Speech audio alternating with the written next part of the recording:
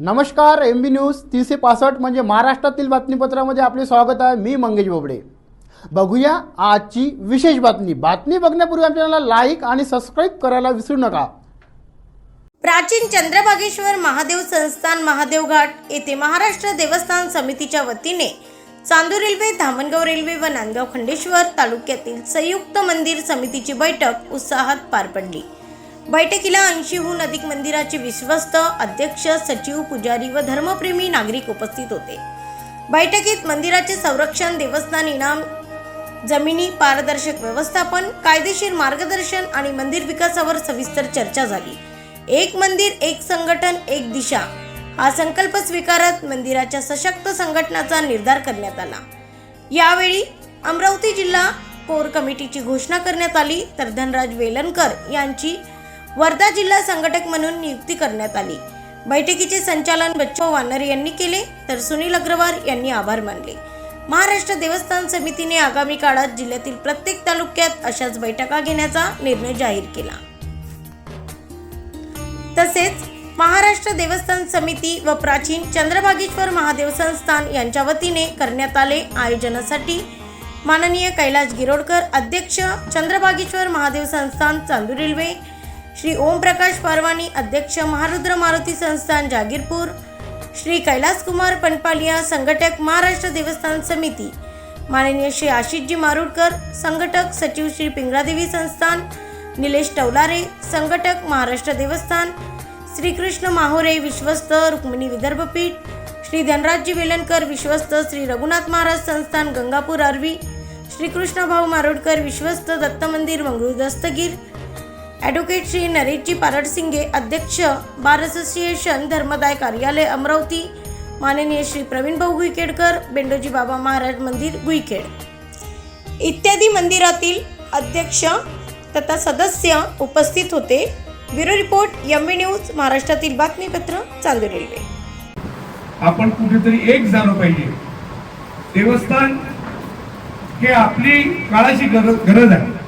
देवस्थान टिकवणे, देवस्थानाला उच्च शिखरावर नेते आपल्या हाती नसून जनतेच्या हाती किंवा शहराच्या हाती, त्या ट्रस्टींच्या हाती असते। पण काही कारणास्तव आपण त्यामध्ये मागे पडलेलो आहोत। सरकार आपलं आहे, राम राज्य सरकार ज्याला आपण म्हणतोय, ते आपल्या म्हणजे सर्वांच्या नशिबाने, सर्वांच्या सहकार्याने महाराष्ट्र सरकार, केंद्र सरकार ज्या काही स्कीम देतात, ज्या काही संस्थेसाठी ज्या काही निधी देतात, त्या संदर्भात कुठल्याही प्रकारच्या माहित्या किंवा कुठल्याही प्रकारचं त्याचं देवाणघेवाण होत नाही, किंवा त्याच्या हितगुज गोष्टी ज्या माहीत असतात, त्या ज्या नियम माहीत असतात, त्या माहीत असतात। त्यामुळं आपण या देवस्थानाचं प्रगती, देवस्थानाची उन्नती कशी व्हावी हे आपल्याला कळत नाही। त्यासाठी महाराष्ट्र देवस्थान समिती गेल्या कित्येक वर्षापासून कार्यरत आहे। त्या आमच्या मागच्या मीटिंगला श्रीकृष्ण मंदिर अमरावतीला आम्ही एक मीटिंग घेतली। त्या मीटिंगला सर्व काही लोक होते, सर्व मंदिराचे अध्यक्ष होते। त्यामध्ये आम्ही ठरवलं की आपल्याला तालुका प्लेसवर ह्या मीटिंग्स घ्यायच्या। त्यामध्ये त्या तालुक्यामध्ये, चांदूर तालुक्यामध्ये जे काही गावं येत असतील, जे काही तालुके येत असतील, त्या तालुक्यांच्या मंदिर देवस्थान ट्रस्टींना किंवा भक्त जे काही याच्यामध्ये काम करतात त्यांना पण आपण बोलावलं पाहिजे, असं आम्ही ठरवलं। आणि ती सभा आम्ही मागच्या महिन्यात घ्यायचं ठरवलं आणि ती आज इथे होत आहे। त्या सभेला सर्वप्रथम आम्ही जे व्हॉट्सअप ग्रुप बनवला, त्या व्हॉट्सअप ग्रुपच्या माध्यमातून कैलास पनपालिया, निलेशजी, आम्ही बच्चूभाऊंना ह्या सर्व माहित्या देऊन आपण या ठिकाणी आज जमा झालो। ते एकासाठी झालो, आपल्याला कुठलेही याच्यामध्ये स्वार्थ नसून आपला कुठेही आपला परमार्थ कसा होईल, मंदिराचं झिरोदार कसं होईल, मंदिराचं वाढ कशी होईल, त्या मंदिराला कुठे अडचण आहे का, कोण्या माणसाला काही समजत नाही का, काही ट्रस्टींचे प्रश्न असतात, खूप प्रश्न आहेत। तर मी त्यातून जात आहे।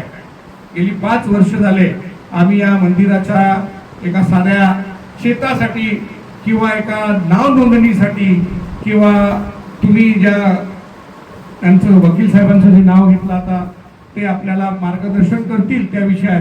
कारण का तुम्ही एक ट्रस्ट, साधी ट्रस्ट अगर तुम्हाला करायची असेल तर तुम्हाला पायऱ्या झिजावं लागतं.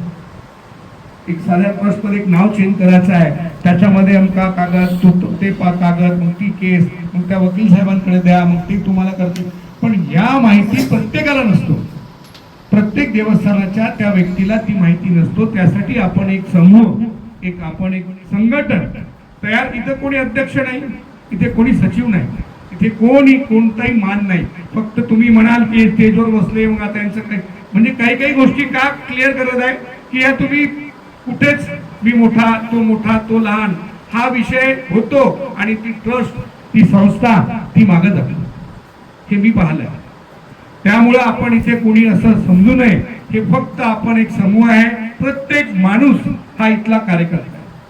व्यासपीठावर उपस्थित सर्व मान्यवर यांनाही माझं वंदन. आणि आपण कोणी 50 किलोमीटरवरनं, कोणी 60-70-80 किलोमीटरवरनं प्रवास करून इथे आला आहे. या आपल्या निमंत्रणाला तुम्ही साथ दिली, प्रतिसाद दिला, त्याबद्दल तुमचे सगळ्यांचे मी आभार व्यक्त करतो. तुमचं सगळ्यांचं अभिनंदन एवढ्याचसाठी की आजपर्यंत भारत स्वतंत्र झाला तेव्हापासून मंदिरांच्या ज्या व्यवस्था सुरळीत होण्याची जी काही अपेक्षा होती ती होऊ शकली नाही. आणि इतिहासात पहिल्यांदा मला वाटत नाही याच्यापूर्वी या पद्धतीने कधी मंदिरांच्या एकत्रीकरणासाठी कधी बैठक झाली असेल. त्याचं जे काही नुकसान झालं तर ते नुकसान जे झालं आहे ते आपण बघत आहोत की गेल्या 50-60-70 वर्षामध्ये मंदिरांच्या जमिनी लाटल्या गेल्या, मंदिरांच्या जमिनीवर अतिक्रमण झालं, मंदिरांची जी दुरावस्था, जीर्णोद्धार वेळोवेळी व्हायला हवा होता तो झाला नाही. बरेचदा एखाद्या मंदिराला जमीन नसते, ती जमीन अतिक्रमित झालेली असते, त्याच्यामुळे जीर्णोद्धार व्हायला वेळ लागतो आणि जीर्णोद्धार होऊ शकत नाही. म्हणून त्या मंदिराची जी काही सात्विकता सुद्धा हळूहळू कमी व्हायला लागते. आणि या सगळ्या याचा परिणाम जो आज आपण मंदिरांच्या दुरावस्थेकडे बघत आहोत, तर ही एक परिस्थिती आपल्यावरती इंग्रजांनी जे राज्य केलं त्याच्यापूर्वी आक्रमणं जी झाली, या सगळ्याचा परिपाक म्हणून आज आपल्या मंदिरांची दुरावस्था आपल्याला दिसते. त्याची सात्विकता कमी होते आहे. आणि नंतर 1947 सालानंतर तरी मग मंदिरांची स्वातंत्र्य व्हायला होतं, तर मंदिरं स्वतंत्र झालेले नाही. मंदिरं महाराष्ट्रामध्ये आणि भारताचा जर आकडा पाहायचा झाला तर तुम्ही हे आकडा नेहमीसाठी करून ठेवा, कारण आपल्याला तेवढं आपल्याला पुढे जायचं आहे. भारतामध्ये 4.5 लाखहून अधिक मंदिरं सरकारच्या ताब्यात आहेत. मग ते वैष्णोदेवीचं मंदिर असो, तर ते केरळ तामिळनाडू पर्यंत, कन्याकुमारी पर्यंतचं मंदिर असो, किंवा पद्मनाभ स्वामी मंदिर असो केरळमधलं, या सगळ्या मंदिरं. आणि महाराष्ट्रात आपण आज आषाढीचा जो उत्सव सुरू आहे संबंध महाराष्ट्रामध्ये आणि पूर्ण भारतातून लोक त्याचं पूर्ण टेलिकास्ट बघत आहे रोज, आणि रोज आपल्याला अपडेट मिळत आहे अमुक पालखी अमुक कुठे आहे. मात्र ते विठुरायाचं मंदिर सुद्धा सरकारच्या ताब्यात आहे. दुर्दैवानं सांगावं वाटतं की महाराष्ट्रामध्ये 3064 मंदिरं सरकारच्या ताब्यात आहे, ज्याचा पूर्ण लेखाजोखा आणि त्याची जी देणगी आहे ती सरकारी व्यवस्थेसाठी वापरली जाते, सरकारी विकास कामासाठी बरेचदा वापरली जाते. तेथे येणारं बोधन सुरक्षित नाही, तेथे येणारा निधी सुरक्षित नाही, आणि या दृष्टीने हे मंदिर आपल्याला सुरक्षित करायचे. मग हा झाला पश्चिम महाराष्ट्रातला विषय. म्हणजे पश्चिम महाराष्ट्रातलं शेवटचं मंदिर ते म्हणजे शनेश्वर शनी शिंगणापूर, हे सरकारच्या ताब्यात आता 2018-19 मध्ये गेलं. आता आपण जाऊ माहूरकडे. माहूरचं रेणुकादेवी मंदिर सुद्धा, तिथे जो डिस्ट्रिक्ट जज येतो तो तिथला अध्यक्ष असतो, तिथला त्या तालुक्याचा तहसीलदार तिथला कोषाध्यक्ष असतो. म्हणजे याच्यावरून लक्षात घ्या की आपल्या मंदिराची व्यवस्था कशी चालत असते, तिथले उत्सव कशा पद्धतीने चालत असतील, तिथले विकास कामं कसे होत असतील, तिथल्या धार्मिक कृती कशा होत असतील. मग राहिला आहे जे मंदिर आपल्या भक्तांच्या ताब्यात आहे, जे आपण भक्त आहोत. तुम्ही या बैठकीला आलेले तुम्ही सगळेजण देवाचे भक्त आहात, तर या मंदिरांची व्यवस्था कशी आहे. तर मग त्यांची जमीन त्यांच्या ताब्यात नाही, त्यांचा चेंज रिपोर्ट व्हायला 10 वर्ष, 15 वर्ष, 20 वर्ष चालले आहेत. त्यांचे ट्रस्टी मयत झाले, ते पुन्हा रिप्लेस होत नाही आहे. ज्याला रिप्लेस करायचं आहे, जे लढा द्यायचा आहे नांदगाव खंडेश्वर मधलं खंडेश्वराच्या मंदिराची तुम्ही कथा बघितलीच असेल. कित्येक वर्ष झाली त्याच्यासाठी 2 गटांमध्ये वादविवाद सुरू आहे, तो सुटायला मार्ग नाही. ही जी काही परिस्थिती आज आपण याही मंदिराचं कैलास भवनी सगळ्यांना माहिती दुरावस्था सांगितली की या 5 वर्षामध्ये या सगळ्या गोष्टीची व्यवस्था लावणं सुरू आहे.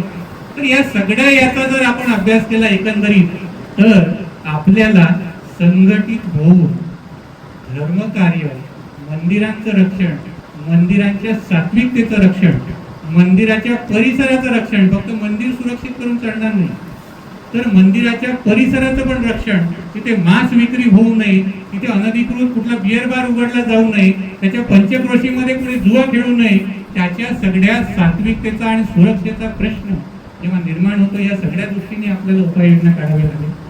आज ही सुरुवात म्हणून चांदूर रेल्वे तालुक्याची आम्ही कैलास भवनीला सांगितलं की अमरावतीमध्ये श्रीकृष्ण मंदिरामध्ये आपण बैठक घेतली.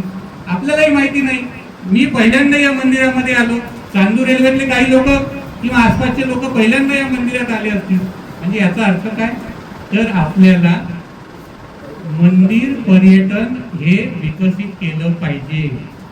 जसं आपण पाहतो पश्चिम महाराष्ट्रामधल्या मंदिरांचं, उत्तरेकडे गेल्यानंतर मंदिरांचं जे पर्यटन, तिथली व्यवस्था, तिथल्या ज्या काही भक्तांसाठी केलेल्या व्यवस्था, या सगळ्या गोष्टींनी आपल्याला ही मंदिरं प्रगत करावी लागणार. त्याच्यासाठी ही नाही आहे. त्याच्यासाठी म्हणून तुमचं सगळ्यांचं अभिनंदन की या ऐतिहासिक क्षणाचे तुम्ही साक्षीदार, भागीदार आहात. मी सन 2023 पासून अमरावती जिल्हा संघटक म्हणून मंदिर संघटनाची एक संघटीकरणाचा एक दायित्व आपलं एक पूर्ण करत आहे. त्या दायित्वाचे निर्वहन करताना मी बरेच जागेवर मंदिरांच्या ज्या अडचणी आहे त्यांचा निरंतर अभ्यास केला. प्रथमतः मी माझ्या मंदिरापासून ज्या काही अडचणी आल्या तिथून मला शिकायला मिळालं की कशा पद्धतीनं मंदिरं चालवल्या गेली पाहिजे, मंदिरांची मालमत्ता कशी सुरक्षित केल्या गेली पाहिजे.